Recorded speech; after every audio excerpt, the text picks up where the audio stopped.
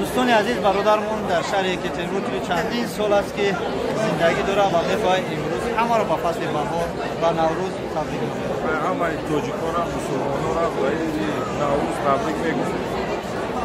خوشیاب با کورات. چند سال شده برادر در این شهر یکترینبورگ؟ 18 سال شده. زنده باش برادر.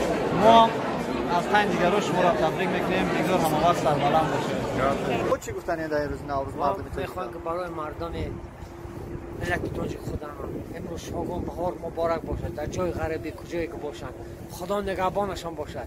شاگون بهار مبارکشان باشد. همه را با بهار همه را با بهار خواستیم این کس رو در این شبکه شنویم. سلام دوستان عزیز، نوروز عالم مفروض مبارک و تمام مردمی تاجیکستان، ایران، افغانستان و تمام مردمی فارسی زبان ها مبارک.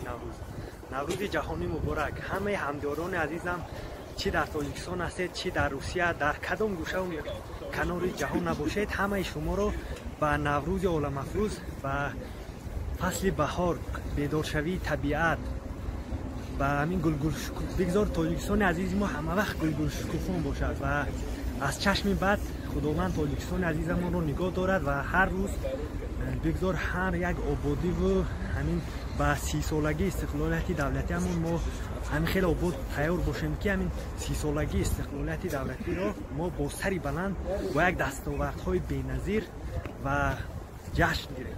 تشکر. باقی سلامت و سربلند باشد تاجیکستان. سنبای تیوی پرسیان رشیا. Подписаться к нам. سلام علیکم برادر عزیز.